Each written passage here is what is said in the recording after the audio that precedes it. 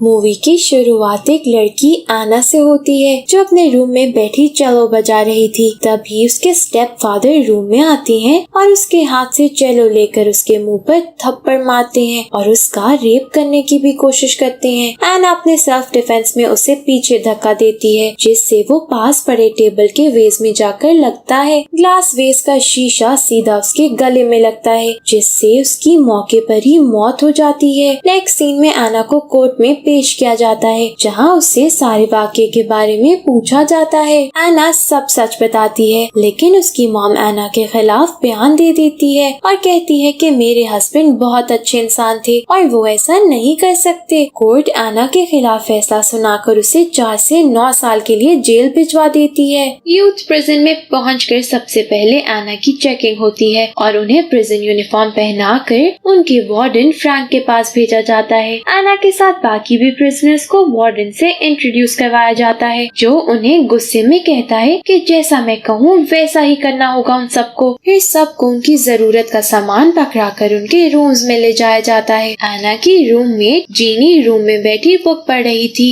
एना उससे बात करने की कोशिश करती है लेकिन वो ज्यादा बात नहीं करती। एना को पता चलता है कि वो पिछले 5 साल और 7 महीनों से जेल में थी। तभी गार्ड सबकी लाइट्स ऑफ करके सोने का कहती है। अगली सुबह उसे सबके साथ बाहर लाया जाता है जहां एना के पास एक लड़की कोडी आती है और उससे बात करने की कोशिश करती है लेकिन एना कंफ्यूज होती है इसलिए किसी से बात नहीं करती। एना वहां से जाना चाहती है लेकिन कोडी को गुस्सा आता है और वो चाकू निकालकर उसकी कमर पर रख कर कहती है कि मैं सिर्फ तुमसे दोस्ती करना चाह रही थी। एना उसे फिर कोई जवाब नहीं देती जिस पर कोडी उसे धक्का मार के वहाँ से जाने का कहती है। लंच टाइम पर एना अपना लंच लेकर आती है जब कोडी अपने ग्रुप के साथ फिर उसके पास आती है और उसे तंग करने लगती है। एना वहाँ से उठकर जाने लगती है जिस पर कोडी को अपनी इंसल्ट फील होती है और वो गुस्से में उसे रोकती है। फिर वो उसे दूर बैठी एक ब्लैक गर्ल दिखाती है और कहती है कि उसे यहाँ खतरा है लेकिन अगर वो हमसे दोस्ती कर ले तो वो बच सकती है। एना उसकी ऑफर रिजेक्ट करके उसे कहती है कि वो बस अकेले रहना चाहती है और उठकर वहाँ से आ जाती है। कोडी ये देखकर उसे पीछे से धक्का देती है जिससे वो गिर जाती है और सब हंसने लगते हैं। एना उसे कुछ भी कहे बगैर उठकर चली जाती है।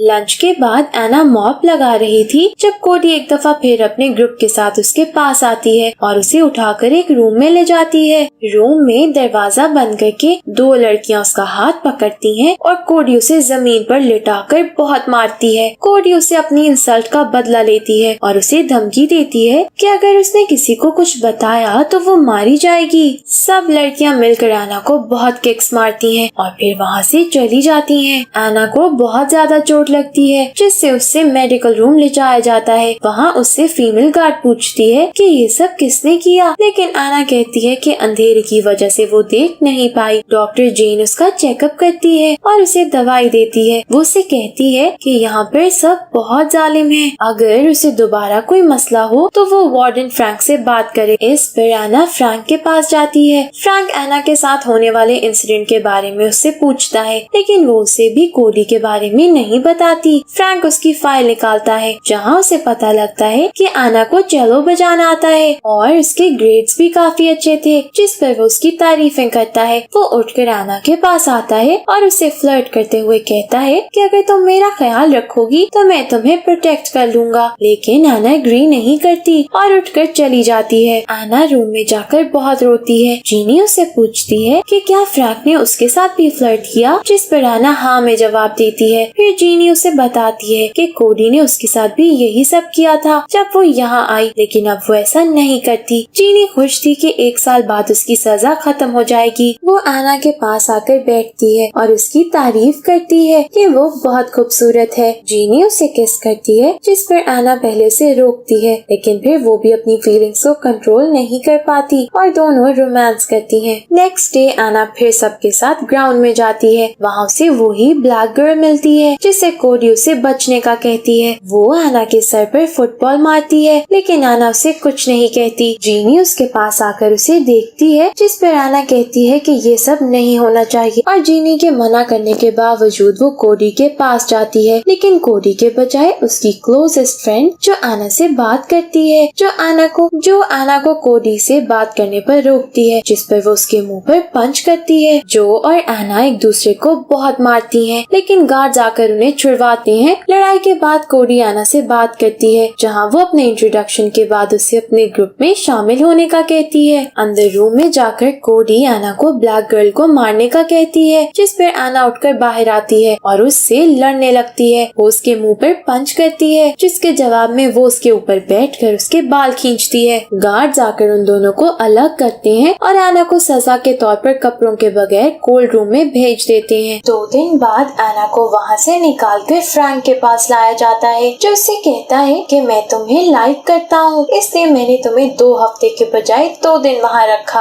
अगर तुमने मेरे साथ सेक्स ना किया तो तुम्हें पूरे महीने के लिए कोल्ड रूम में भेज दूंगा। ये कहकर वो एना को ब्लो जॉब देने का कहता है, जिस पर एना ना चाहते हुए भी मान जाती है। नेक्स्ट सीन में एना कोडी और उसके पूरे ग्रुप के साथ उसके रूम में होती है, जहाँ जो उसकी बाजू पर टैटू बनाती है और उसे अपने ग्रुप में आने की मुबारकबाद देती है। फिर कोडी सबको बाहर भेजकर एना को नशा ट्राई करवाती है, जिस पर एना विलिंग नहीं होती, लेकिन कोडी जबरदस्ती करती है। इसके बाद वो एना की स्माइल की तारीफ करती है और वो दोनों पैशनेटली इंटीमेट करती हैं। अचानक नॉक होने पर वो फौरन कपड़े पहनती हैं, लेकिन जो उन्हें इंटीमेट करता देख लेती है, जिस पर उसे बुरा लगता है, लेकिन कोडी उसे डांट देती है। फिर एक दिन एना की मॉम उससे मिलने प्रिजन में आती हैं। वो दोनों विजिटिंग रूम में होती हैं, जब एना एक दफा फिर उसे यकीन दिलाने की कोशिश करती है कि उसने झूठ नहीं बोला और उसके स्टेप फादर बचपन से उसका रेप करते रहे हैं, लेकिन उसकी मॉम यकीन नहीं करती और उसके मुंह पर थप्पड़ मार देती हैं। वो कहती हैं कि वो बहुत अच्छा इंसान था और गुस्से से वहाँ से चली जाती है। उनके जाते ही एना रोने लगती है। अगले दिन ग्राउंड में बैठे ब्लैक गर्ल फिर से एना के पास नाइफ लेकर उसे मारने आती है, लेकिन उसके मारने से पहले ही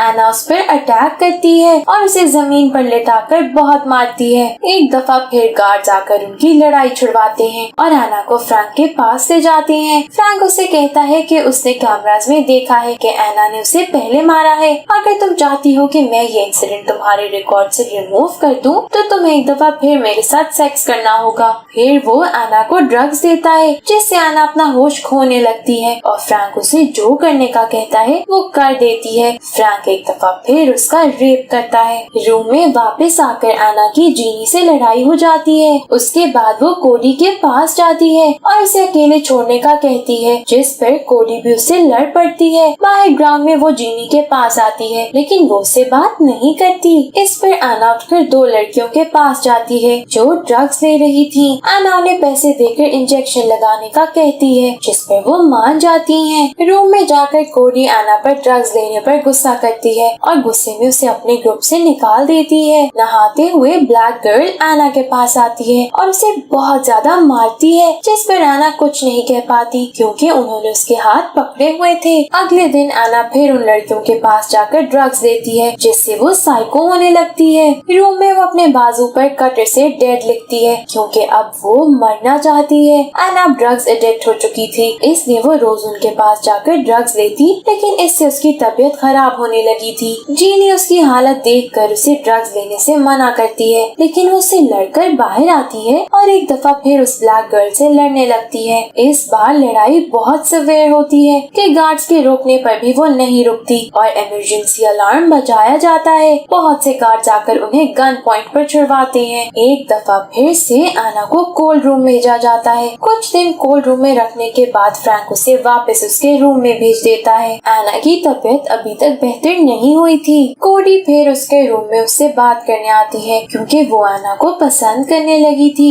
और एना से दोस्ती रखना चाहती थी, लेकिन एना नहीं मानती थी। कोडी के जाने के बाद एना जीनी के साथ लेट जाती है। थोड़ी देर बाद बाहर ग्राउंड में आकर एना फिर से ड्रग्स लेने की जिद करती है, जिस पर जीनी उसे बहुत रोकती है, लेकिन वो नहीं मानती। एना ड्रग्स लेने ही वाली थी कि कोडी वहाँ आकर उसे गुस्से से रोकती है और वहाँ से ले जाने की कोशिश करती है, लेकिन एना नहीं मानती और शोर मचा देती है, जिस पर सारे गार्ड्स आ जाते हैं। एना एक गार्ड से चाकू लेकर अपनी गर्दन पर रखती है ताकि कोई उसके करीब ना आ सके। फ्रैंक भी वहाँ जाता है, जो एना को रोकता है और उससे कहता है कि उसकी सजा 1 महीने के बजाय 1 दिन की कर देगा, लेकिन एना उससे भी बदतमीजी करती है। गार्ड उसके हाथ से चाकू ले लेता है और एना को 1 महीने के लिए कोल्ड रूम में बंद कर दिया जाता है। 1 महीना कोल्ड रूम में रहकर एना पागल होने लगी थी। वो चीखती रहती लेकिन कोई उसकी मदद नहीं करता। एक दिन एना को खाना दिया गया लेकिन उसने गुस्से में वो ट्रे तोड़ दी और उस ट्रे के टुकड़े से सुसाइड अटेम्प्ट कर ली। जब गार्ड्स ने ये देखा तो उसे फौरन हॉस्पिटल लेकर गए। अब एना हॉस्पिटल में रहती है जहाँ जेन उसका ख्याल रखती है। एक दिन एना ने अपनी मॉम से मिलने का कहा जिस पर उसकी मुलाकात करवाई गई। इस बार उसकी मॉम मान गई कि वो सब जानती थी और उन्होंने कोर्ट में झूठ बोला था, लेकिन अब वो कोर्ट में एना के हक में बात करेगी। हॉस्पिटल से वापस प्रिजन में आकर एना कोडी और ब्लैक गर्ल के तंग करने पर भी उन्हें कुछ नहीं कहती। फ्रैंक एना को एक कोल्ड रूम में बुलाकर चेलो देकर कहता है कि टैलेंट शो में वो चेलो बजाए। ये सुनकर कोडी को बहुत गुस्सा आता है कि एना उसे टैलेंट शो में बीट करने वाली है, इसलिए वो मौका देकर अपने ग्रुप के साथ एना के पास जाती है और उसकी चीक्स पर कट लगा देती है। सब लोग उसे किक्स मार के भाग जाते हैं। एना एक दफा फिर हॉस्पिटल जाती है जहाँ फ्रैंक उससे मिलता है और उसे पता लगता है कि ये सब कोडी ने किया है। फ्रैंक के जाने के बाद एना जेन के रूम में जाकर फ्रैंक की हकीकत बताती है, जिस पर जेन उसकी हेल्प करने का कहती है, लेकिन फ्रैंक कैमरा से सब देख लेता है और जेन को मारने का ऑर्डर देता है। 2 लड़कियां उसे मारती हैं लेकिन कामयाब नहीं होती। जेन फ्रैंक के पास जाकर उसे कन्फ्रंट करने की कोशिश करती है लेकिन वो नहीं मानता। जेन लॉकर रूम में आती है जहाँ एक प्रिजनर उसे फ्रैंक के कहने पर मार देती है। एना ये देखकर बहुत रोती है। टैलेंट शो की तैयारियों में एना सबके सामने चलो बजाती है। सबके जाने के बाद फ्रैंक एना के पास आकर फिर उससे फ्लर्ट करता है और उसे कहता है कि उसने एना के लिए नेक्स्ट मंथ पैरोल अरेंज किया है, जिससे वो अपनी सजा पूरी होने से पहले ही रिलीज हो सकती है। एना ये सुनकर खुश हो जाती है लेकिन फ्रैंक इसके बदले में फिर उसका रेप करता है। एना रूम में आकर जीनी को पैरोल के बारे में बताती है जो उसे फ्रैंक पर यकीन ना करने का कहती है, लेकिन कुछ दिनों बाद एना को पैरोल अनाउंस होने का लेटर आता है। अब वो फ्रैंक की हकीकत सबको बताने के लिए कोडी के पास मदद मांगने जाती है, जिस पर कोडी पहले गुस्सा होती है लेकिन फिर मान जाती है। कोडी एना को रिकॉर्ड देती है ताकि वो फ्रैंक को उसका रेप करते हुए रिकॉर्ड कर सके। पहले एना को ख्याल आता है कि फ्रैंक उसे पकड़ लेगा, लेकिन फिर वो भी हिम्मत करके फ्रैंक के पास जाती है जो फिर से उसका रेप करता है, लेकिन एना सेफली रिकॉर्ड कर लेती है। फाइनली पैरोल मीटिंग होती है जहाँ फ्रैंक और एना के अलावा 3 ऑफिसर्स होते हैं।